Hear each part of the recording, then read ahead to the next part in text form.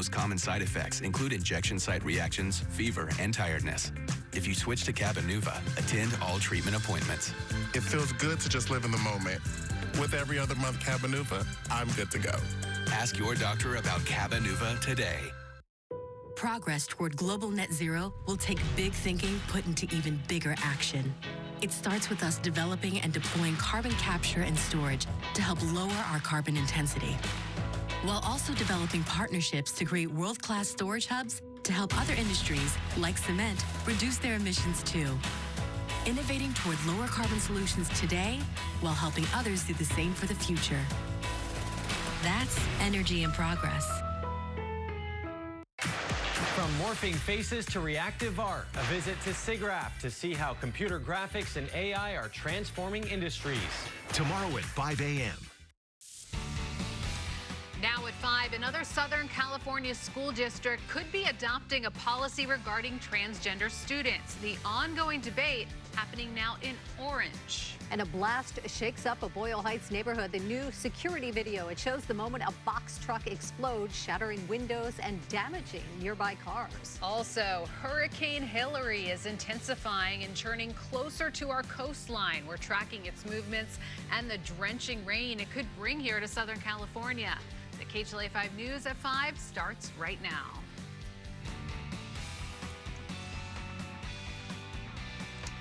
Good evening. You're watching the Ktla 5 News at 5. Hi, I'm Courtney Friel. And I'm Sandra.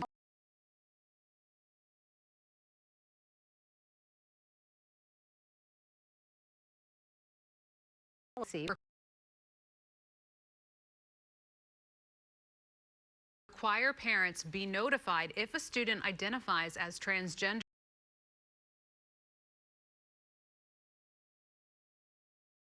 Is discussing a policy that would require parents be notified if a student identifies as transgender. Ktla 5's Orange County Bureau Chief Chip Yost is live in the city of Orange with more details on this. Hi, Chip.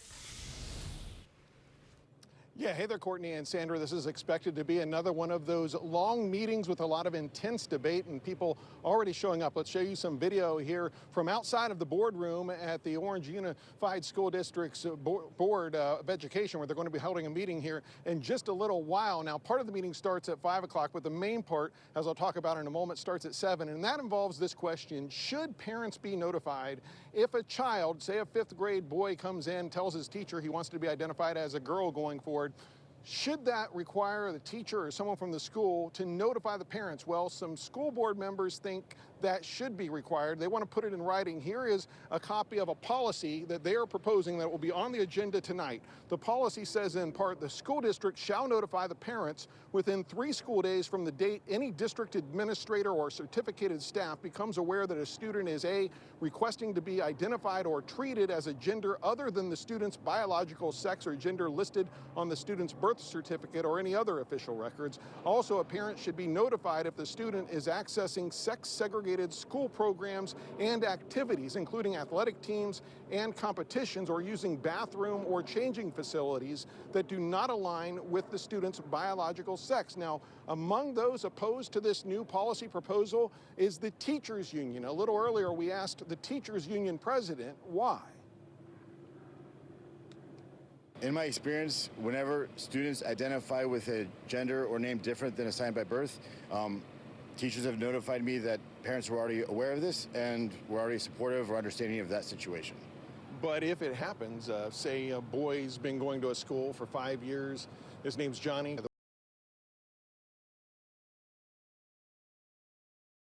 The way I want to use the girls' bathroom, isn't that something a parent should be told about? I'm not at liberty to say one way or another. I'm not going to make a statement on that. But but you just said you oppose that policy. That's essentially what the policy says, that if a boy comes to the school and says he wants to be treated as a girl, a parent should be notified. But you said you oppose that. That's not what I said. I said I oppose that this policy being introduced. That's not needed. You oppose the policy, but not the idea that a parent should be notified.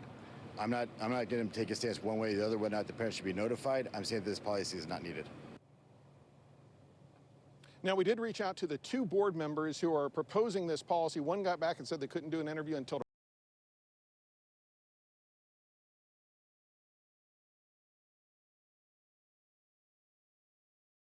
flash mob heist at the Americana at Brand shopping complex.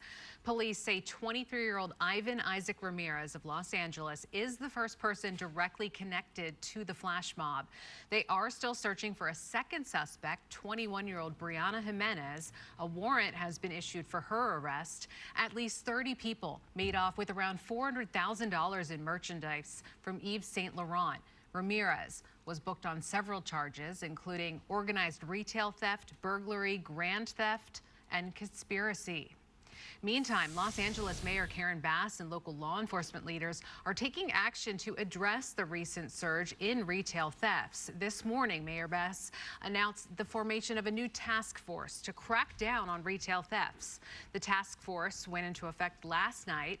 This comes as police are investigating the brazen daytime robbery of that Nordstrom at Topanga Mall that happened on Saturday. A flash mob style robbery also went down